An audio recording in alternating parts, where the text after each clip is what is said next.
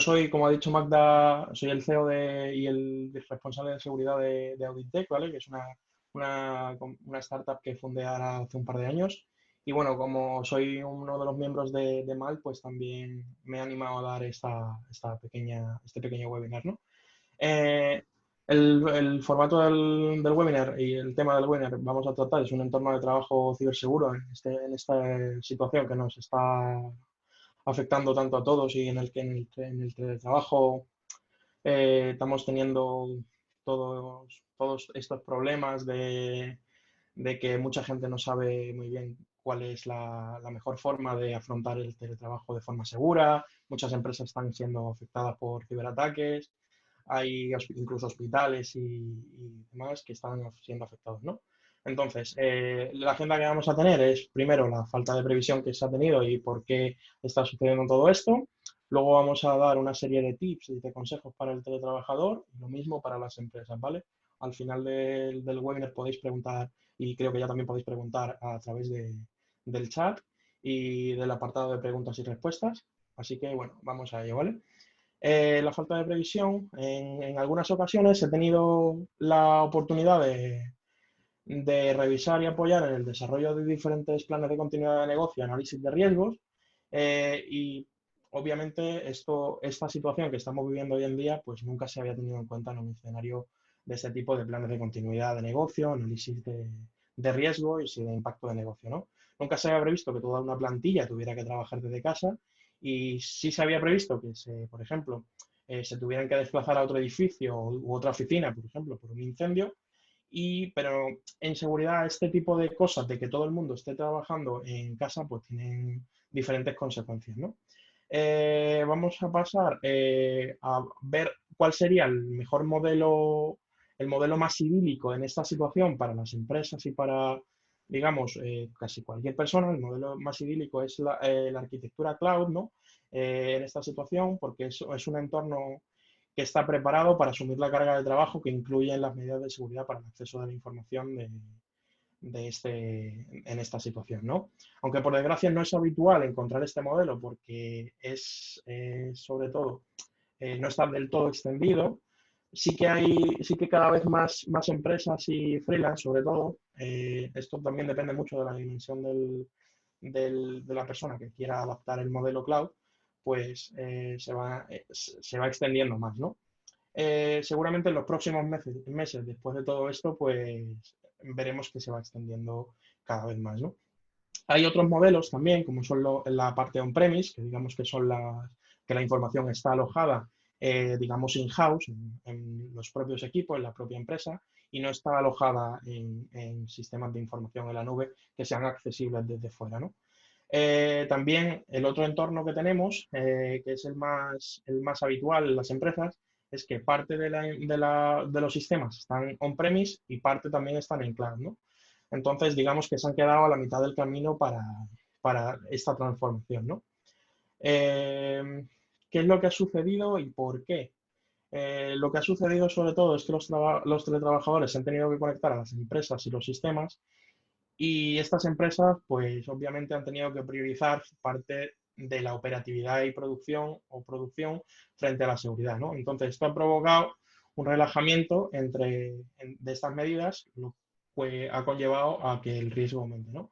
Además de todo esto que veremos más adelante, se han aumentado también el número de amenazas relacionados también por el COVID, porque al fin y al cabo son vectores de ataque de que la gente es susceptible a pinchar para saber más información o para instalar aplicaciones móviles, etcétera, ¿no? De todas maneras, luego entraremos más en detalle con esto.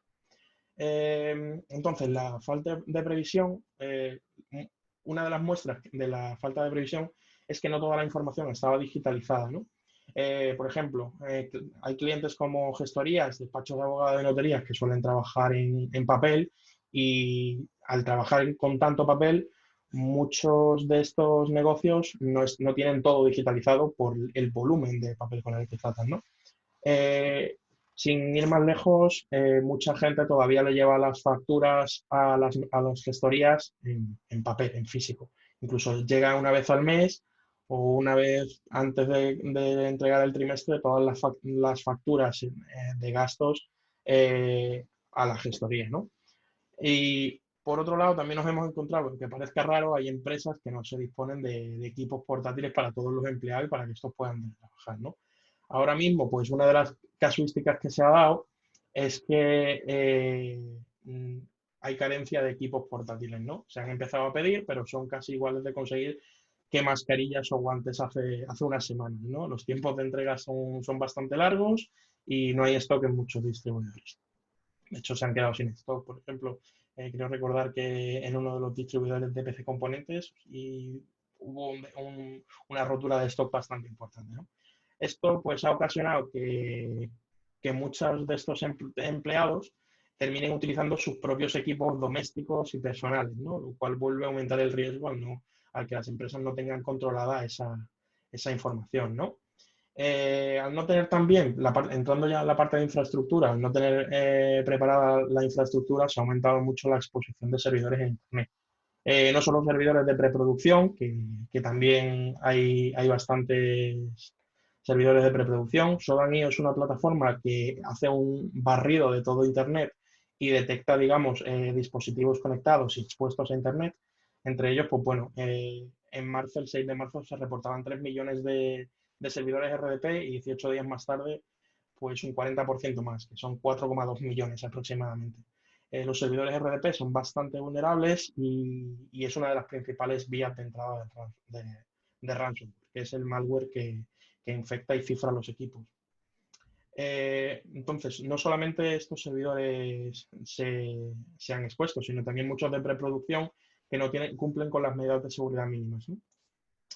Luego también las empresas que disponen de VPN tampoco tenían la dimensión necesaria para que toda esta, para que toda esta información, para que todos los usuarios se pudieran estar teletrabajando, ¿no? Lo normal es que solamente algunos usuarios habituales, como por ejemplo algunos equipos comerciales o gente que suele teletrabajar por diferentes motivos, pues tenían permiso para utilizar este tipo de conexiones, ¿no? Entonces se han visto afectadas y por esta situación y entonces por el número de usuarios que están entrando ahora mismo en las redes a través de las VPNs, pues han provocado una saturación de las conexiones y al final han terminado cayéndose, yendo muy lento y al final ha afectado a la productividad, ¿no? Eh, Tampoco había listas de controles de acceso ni perfilados de acceso a recursos y para primar toda esta parte de productividad, pues digamos que las empresas han optado por habilitarle el acceso VPN a toda la empresa y sin ningún tipo de control, ¿no? Entonces, estas medidas de seguridad pues ha provocado que esto también aumente el riesgo, ¿no? Entonces, como estaba siguiendo con lo que estaba diciendo antes, se ha eliminado todos estos requerimientos de seguridad, sobre todo cuando se usan equipos personales para trabajar. No se hacen comprobaciones en las conexiones, como por ejemplo que el equipo esté actualizado, que tenga un antivirus, que tenga un firewall, que tenga las últimas actualizaciones, etcétera, ¿no? Todas estas medidas se han eliminado para que los empleados al final puedan teletrabajar, ¿no? Todo este tráfico pasa a través de la VPN hacia la red de la compañía, con lo que en el peor de los casos incluso puede transferir algún tipo de malware o de infección a la propia red de la compañía, ¿no? Eh, entre otras cosas. Y para que la VPN no pierda rendimiento, se han quitado filtros web, filtros de contenido, lo cual vuelve a aumentar el riesgo. Y es que al fin y al cabo los ciberdelincuentes no descansan y están aprovechando casi cualquier cosa para poder sacar adelante sus planes, ¿no? Y sus planes pues suelen ser relacionados con el dinero o con obtener información que al fin y al cabo se va a traducir en dinero. No hay que olvidar que la información es poder, cada vez estamos más expuestos a recibir este tipo de ataques, ¿no?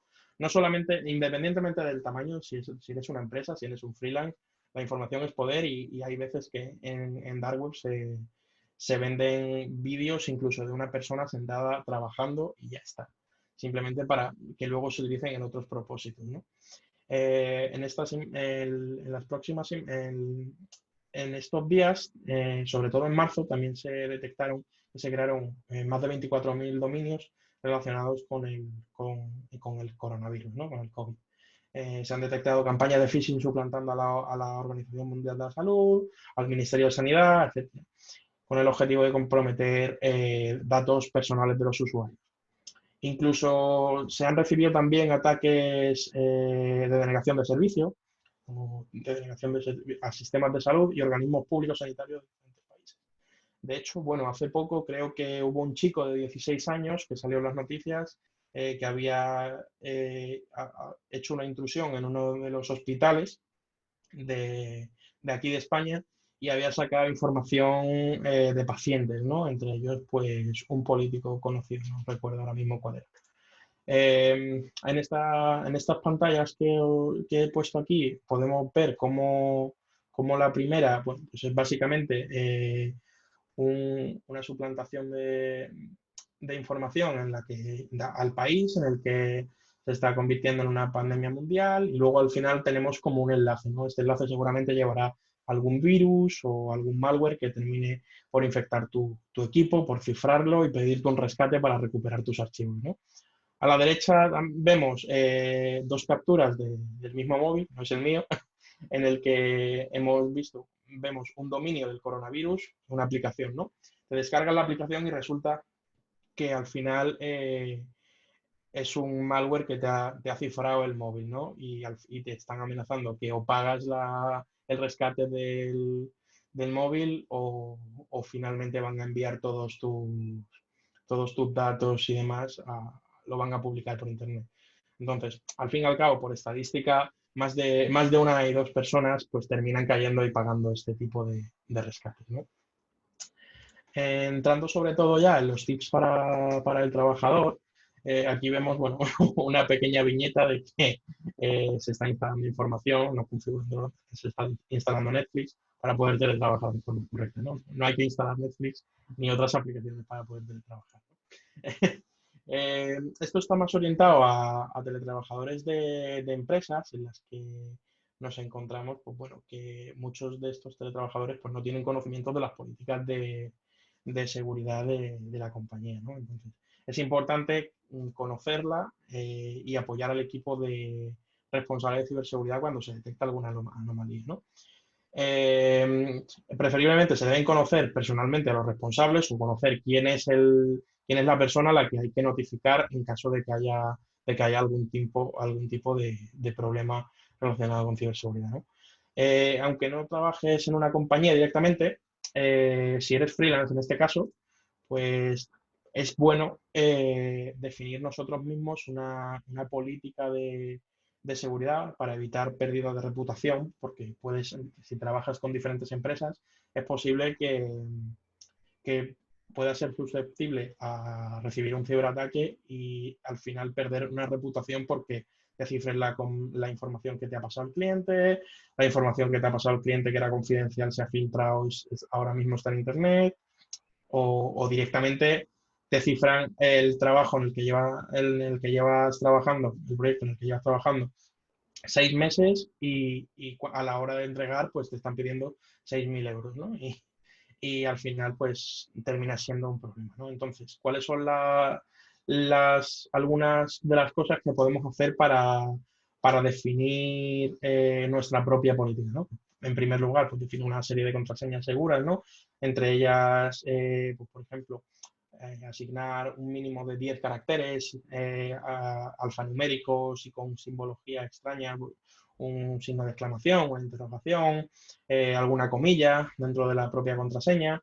Y bueno, siempre ir variando, no reutilizar contraseña en diferentes sitios, utilizar un gestor de contraseñas, en medida de lo posible eh, utilizar un factores de doble autenticación, como por ejemplo, bueno, pues aplicaciones de Google Authenticator que te permitan, digamos, tener una capa de seguridad más. Al fin y al cabo, las contraseñas, no os voy a engañar, las contraseñas a día de hoy es un plus, pero no son seguras, ¿no? En el momento en el que una contraseña tuya se filtra, con toda la parte de filtraciones de datos que hay, pues si las reutilizas en varios sitios, estás perdido, ¿no?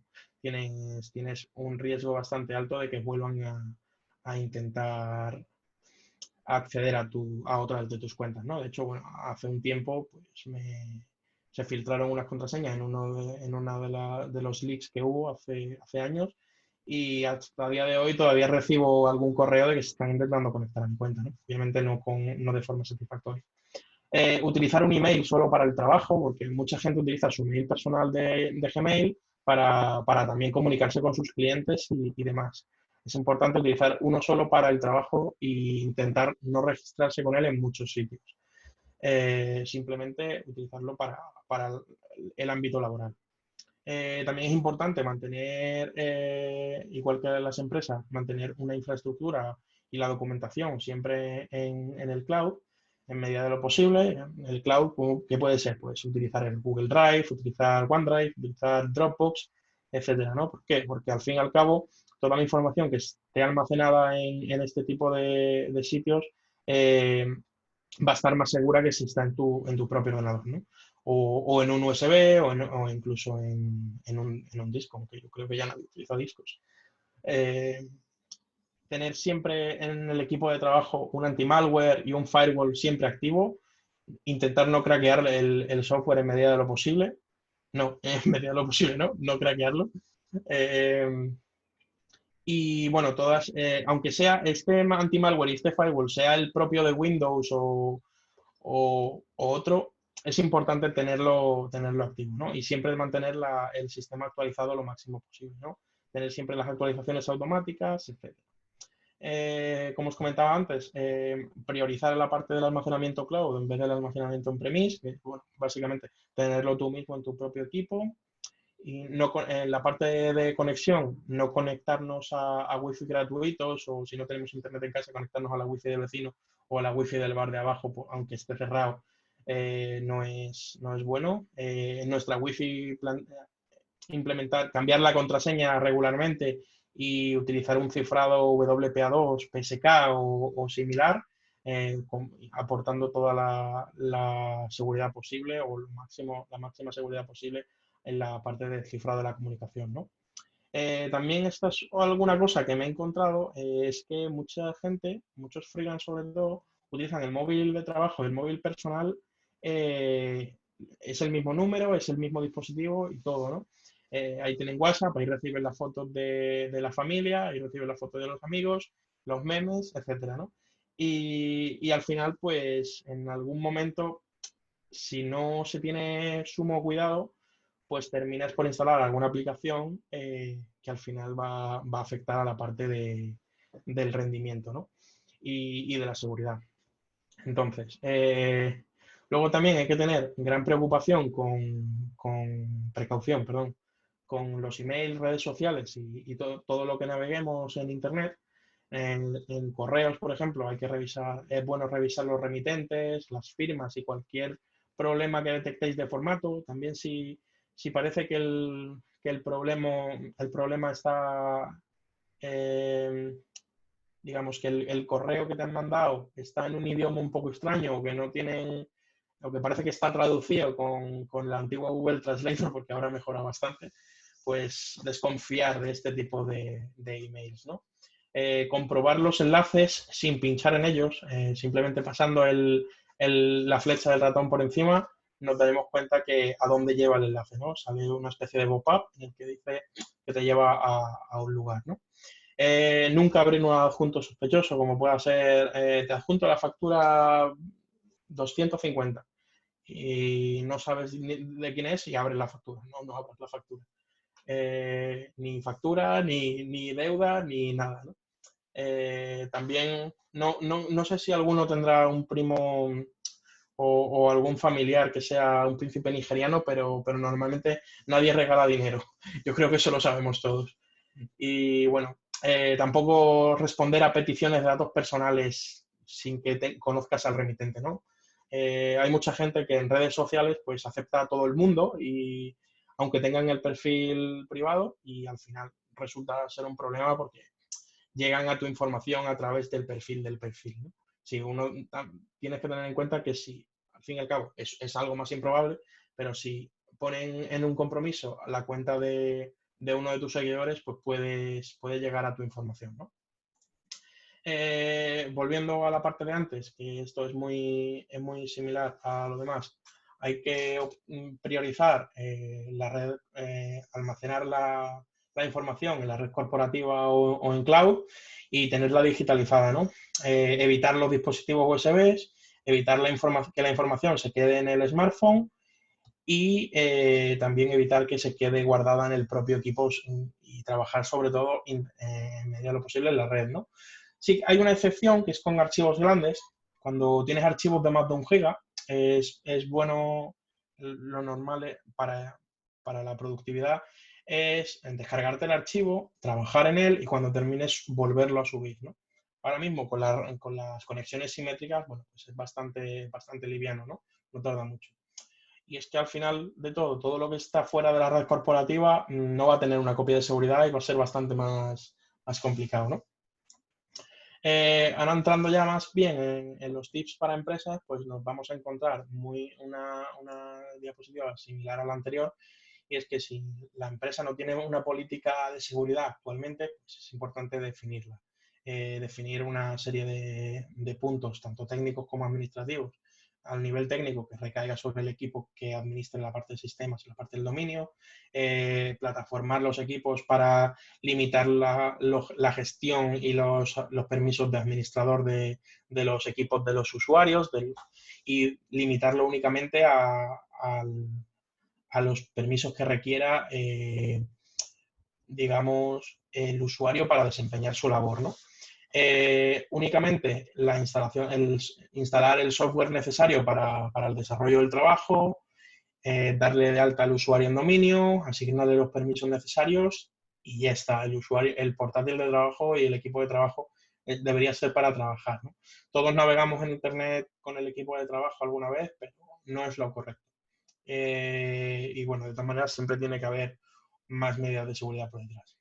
Luego, en conceptos administrativos, pues bueno, la firma del contrato, protección de datos de carácter personal, RGPD, los NDAs, que son acuerdos de confidencialidad, etcétera, ¿no? Como comentaba antes, una de las cosas que ha sucedido de los escenarios en esta situación es que la información a veces no está digitalizada. Entonces, hay que asegurarse para las empresas que esta información esté digitalizada y esté accesible a las personas que la requieran. Y siempre con un control de acceso, porque no es de plato de buen gusto que el compañero de al lado pues se entere de lo que cobra el director o de lo que cobra su compañero de silla que está en su mismo puesto y se da cuenta que cobra más o cobra menos o al final, y al final ese tipo de cosas pues tiene que estar accesible únicamente para las personas que desempeñan ese trabajo, ¿no? Para las micropymes y pequeñas empresas, sobre todo, el cloud es el modelo idílico. Ya no solamente por todas las medidas de seguridad que incorpora, sino porque por coste y por mantenimiento es el más óptimo, ¿no? Cuanto más pequeña sea la empresa, más ventaja va a tener este modelo, ¿no? Entre las medidas de seguridad que incorpora el cloud, pues está la gestión de identidades, ¿no? Como que permiten definir una serie de perfiles de usuario dependiendo de sus necesidades, ¿no? Y de las necesidades que apliquen. Esto sobre todo es para los administradores de sistemas, ¿no? Continuando, también como otro de los consejos, que las empresas utilicen VPNs a través de un UTM. ¿Qué es un UTM? Un UTM es un appliance físico que suele ser una de las funciones de un firewall, o del Next Generation Firewall, como se llaman ahora, que incorpora una serie de funciones como pueda ser capacidades de enrutamiento, seguridad web, por ejemplo, un firewall de aplicación web, ¿no? IPS, IDS, que son sensores de detección y prevención de intrusos, sistemas de anti-spam y de filtros de contenido, filtros de acceso a contenido, filtros de acceso a aplicaciones, dependiendo de la red, etcétera, ¿no? Está un poco dibujado también la forma en la que un usuario remoto se conecta a la red corporativa y a Internet a través de una VPN, ¿no? Hay un ataque que es muy famoso que todavía se sigue utilizando, que es el ataque man in the middle o de hombre en el medio, en el que es cuando un usuario un usuario malintencionado se pone en medio de la conexión para poder obtener información no cifrada, ¿no? Digamos que en una red, en una información no cifrada, en una comunicación no cifrada, este usuario, este ciberdelincuente se pone en medio de la comunicación y al final pues obtiene información privilegiada, ¿no? Usuarios y contraseñas, a dónde te estás conectando, etcétera, ¿no? A través de la propia conexión. Utilizando un VPN, de cosas, este tipo de problemas desaparecen, ¿no? Porque digamos que se crea una especie de túnel en el que va encapsulado todo el tráfico de forma cifrada. De esta manera evitamos que en caso de que se nos conecten a la comunicación, nos hagan un ataque de este tipo, toda la información va a través de este túnel y al estar cifrado el atacante ni siquiera puede ver, no puede ver información importante, ¿no? Otro de los tips es tener a todos los dispositivos de la empresa, un endpoint security en el que está, vamos, es un anti-malware, pero con protección para amenazas más avanzadas, ¿no? Esto en concreto, bueno, es de una marca, hay diferentes fabricantes, y luego gestionar todos estos endpoints a través de una misma consola centralizada. Una de las cosas más interesantes de este tipo de endpoints es que puedes tomar acciones sin necesidad de estar físicamente delante del equipo, ¿no? Puedes hacerlo de forma remota, como por ejemplo, si detectas que hay un ransomware en uno de los equipos, pues directamente puedes aislarlo de la red, ¿no? De forma lógica. Y aunque lo conecten en otro punto o en otra toma de la red, el equipo va a estar bloqueado y de esa manera la infección de ese ordenador no se va a expandir al resto de la red y al resto de equipos, ¿no? Eh, Siguiente, esto también es aplicable a la parte de los freelance y demás. Digamos, aquí ampliamos un poquito más el concepto de los factores de doble autenticación. Es importante también para las empresas forzar este tipo de factores para evitar que sus usuarios, en caso de ser comprometidos, pues que al final tengan acceso a la red corporativa, nada más que con la contraseña, ¿no? Integrar en medida de lo posible también un sistema de single sign-on, que es, por ejemplo, cuando vosotros iniciáis sesión en Google, podéis acceder a Google Drive, a Google Docs, al Excel de Google y diferentes aplicaciones con solamente haber iniciado sesión una vez, ¿no? De esta manera no se tiene que ir pidiendo usuario y contraseña una y otra vez, ¿no? Esto es bastante recomendable y se está utilizando bastante, ¿no? Y luego también utilizar métodos de autenticación alternativos. Hay algunos puntos que nos permiten, algunas aplicaciones y sistemas que nos permiten utilizar este tipo de método de autenticación, ¿no? El one-time password puede ser o bien un SMS al móvil que te llegue y solamente inicia sesión. No tienes una contraseña como tal. La contraseña, cada vez que vas a iniciar sesión, te manda un mensaje o abres una aplicación en la que te da el acceso y va cambiando recurrentemente. El método de autenticación FIDO2, por ejemplo, es un método de autenticación en el que, digamos, passwordless, que no necesita password, digamos que es un USB que a través de una huella dactilar o algún certificado digital especial te permite autenticarte en la aplicación o web a la que quieres autenticarte, ¿no? Luego, también para las empresas y para vosotros freelance, este consejo es bastante interesante y es el cifrado de los dispositivos, ¿no? Toda la información, al fin y al cabo, si no está cifrada, en el momento en el que desconectas el disco duro de ese ordenador, si te lo han robado o si lo has perdido y lo conectan a otro sitio, van a poder leer la información sin ningún tipo de reparo, ¿no?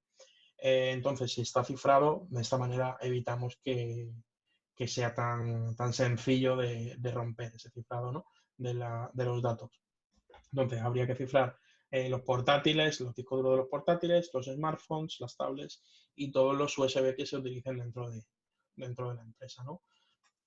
Y bueno, también esto es bastante clásico, no relajar las medidas de seguridad que se implementen, ¿no? Porque si yo ahora mismo tengo una serie de medidas de seguridad para que los usuarios no se conecten si no tienen las últimas actualizaciones y al final, cuando toca teletrabajar por esta situación, nos vamos a ver en la obligación de relajar, la obligación no, vamos a ver mermadas todos los esfuerzos que hemos intentado poner en este tipo de acciones, pues al final es improductivo, ¿no? Para todos y al final termina siendo un poco frustrante, ¿no? Luego, es importante también utilizar canales de comunicación y videoconferencia cifrados. Sí, he puesto aquí Zoom, aunque Zoom ha tenido algunos problemas de seguridad últimamente, aunque muchos de ellos son debido a que este tipo de aplicación, esta aplicación, digamos que si publicas el enlace fuera, cualquier persona no autorizada puede conectarse, ¿no? Entonces tienes que poner en medida de lo posible pues una reunión privada, etcétera, ¿no? De esta manera no se conecta nadie indeseable, ¿no? También hay otras alternativas como son Microsoft Teams y Meet de Google, la que también Meet ahora mismo se acaba de actualizar y ha incorporado un nuevo cifrado, de hecho. Entonces, bueno, utilizar este tipo de canales en medida de lo posible, ¿no?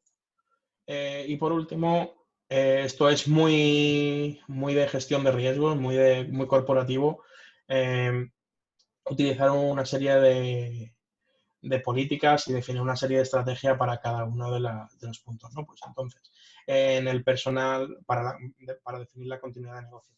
En la parte de personal, pues documentar los procesos críticos, la formación a todo el mundo de la empresa, a todo el personal y toda la plantilla, tanto en ciberseguridad y concienciación en materia de ciberseguridad, compartir el conocimiento para que no solamente resida en una única persona que le pasa algo y la empresa se va a pique, las instalaciones tener instalaciones alternativas, una serie de recuerdos recíprocos con diferentes empresas, aumentar la producción del teletrabajo y bueno, una serie en la parte tecnológica, redundar los equipos de telecomunicaciones y demás, tener copia de los softwares más críticos, la información y documentación, mantener copias de seguridad y procedimientos de recuperación ante desastres, tener documentado el plan de continuidad y que lo sepan las personas que lo necesiten, etcétera, ¿no?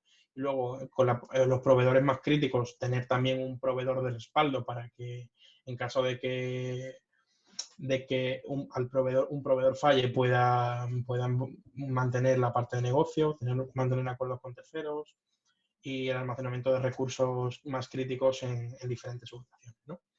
Y esto es todo. Por mi parte, si queréis hacer alguna pregunta.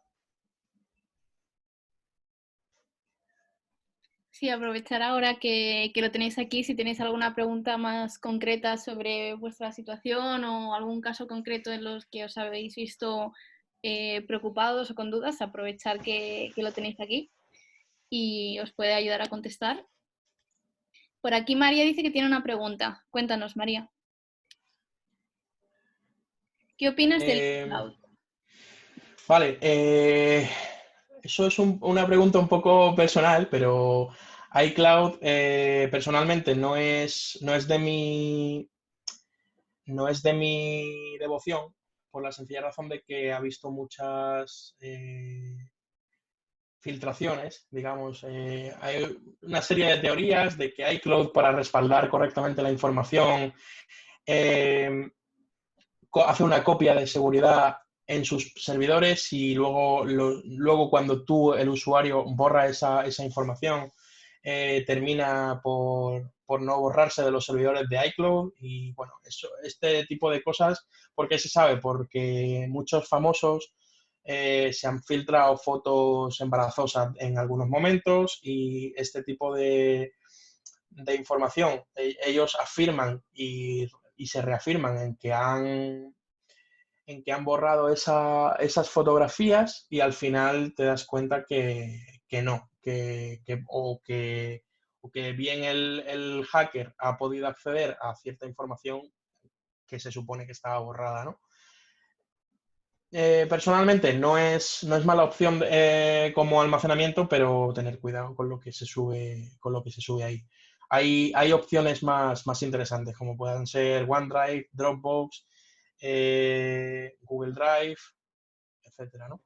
Más que Apple, que sé que presume mucho de seguridad, no tiene una mala seguridad para nada, pero bueno, a nivel laboral creo que hay opciones mejores.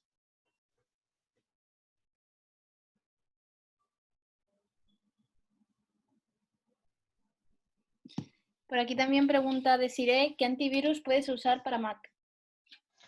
Hay diferentes anti-malwares enfocados en Mac. Creo que tienes, por ejemplo, ESET, creo que tiene una versión para Mac. También hay diferentes versiones de otros endpoints. Sí que son de pago este tipo de anti-malware.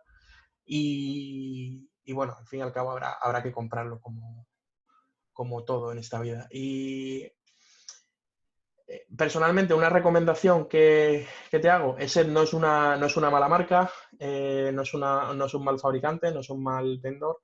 Y también FireEye es otro de los fabricantes que tiene también compatibilidad con Apple.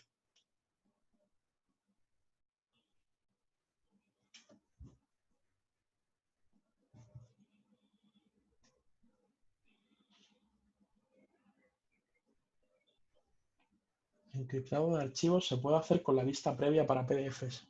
¿Es seguro y realmente sirve para algo? Sí, la vista previa de Mac, la que encripta el archivo, me refiero a cuando se usa para enviar un email con el archivo. Casi que es mejor, más que utilizar eso, abrir el propio PDF y cifrarlo con alguna contraseña. Incluso hay algunas aplicaciones, cuando tienes el Adobe PDF comprado, puedes encriptarlo y asignarle una contraseña. De esta manera el archivo se cifra con la propia contraseña y puedes utilizarlo, puedes darle la contraseña directamente a la persona, ¿no? De hecho, nosotros cuando mandamos algún informe confidencial y demás, lo mandamos con alguna contraseña al propio cliente. Siempre es importante también, esto ya como consejo personal, lo hago yo creo que por diferentes motivos, ¿no? Mandar la contraseña en un email separado. Mandar la contraseña del archivo en un email separado.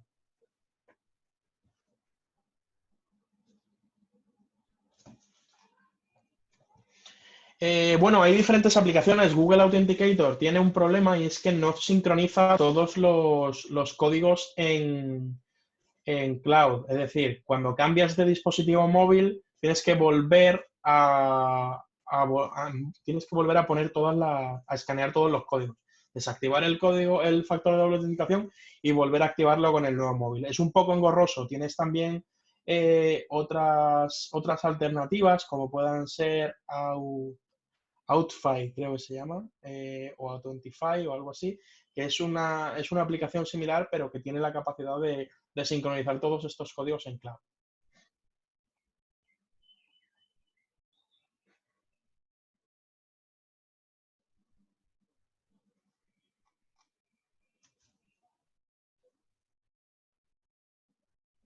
Por aquí también Desiree pregunta que ella está utilizando como antivirus en Mac Clean My Mac, si es suficiente.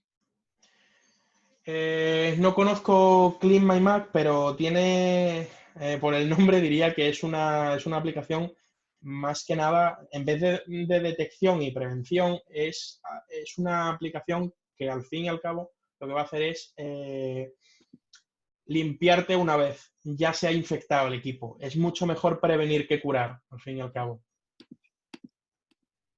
Y también pregunta que si podrías escribir exactamente cómo se llaman los antivirus para que no haya dudas. Sí, claro. Eh,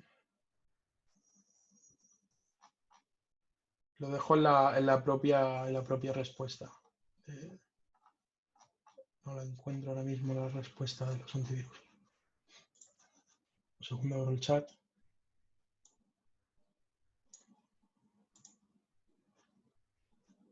No encuentro el chat ahora mismo. Puedes escribirlo directamente en el chatear, y ahí también todo el mundo puede verlo.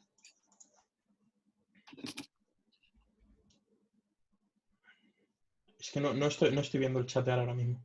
Ah, vale, ya lo tengo.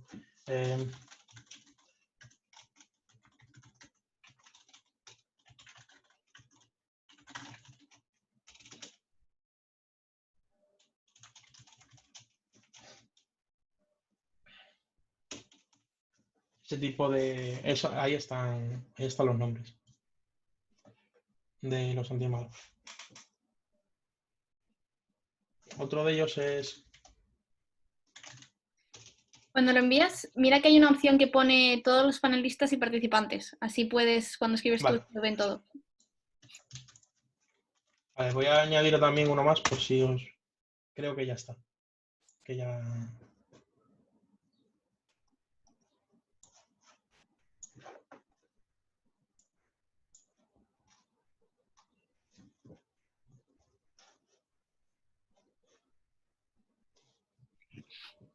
Bueno, si tenéis alguna pregunta más, aprovechar ahora. Si no, daremos por finalizada esta Malta Academy. Muchísimas gracias, Josué, A vosotros. por toda la información. Dentro de poco lo colgaremos también en YouTube, por si queréis volverlo a ver con calma, pues lo tenéis allí. También difundirlo a quien creáis que le pueda interesar. Muchas gracias a todos por participar. Y a ver qué dice por aquí Desiree, le pregunto por qué acaba de sucederme que llegó un correo infectado. Muchísimas gracias. Vale, pedí a los antivirus porque le ha llegado un correo infectado, comenta. Te ha llegado un correo infectado. Vale, en caso de que no tengas muy claro si tu equipo está infectado, siempre es mejor prevenir que curar, y como decía antes, y es bueno que respaldes toda la información y tras respaldar toda esta información, toda la información que necesites, hagas un formateo del sistema. Reinstales el sistema operativo, si utilizas más restablezcas de fábrica el sistema para poder eliminar toda la infección que pueda contener, ¿no? Genial. Vale, pues voy a Entonces, dejar digamos, también tu perfil de Malt por aquí, por si alguien te quiere contactar o cualquier cosa además, pues que también tenga el enlace. Y nada, muchas gracias a todos por participar, muchas gracias Josué por toda la información y os animo a que os registréis a las próximas Malta Academies, que hay muchas y muy interesantes. vale, voy a dejar también por aquí mi perfil de LinkedIn, que creo que si alguien también quiere contactarme por esa vía, pues también es interesante. Claro, por supuesto. Muchas gracias a todos por estar aquí y gracias a Mal también por darme la oportunidad de dar este webinar. Hasta luego a todos. Un saludo, gracias.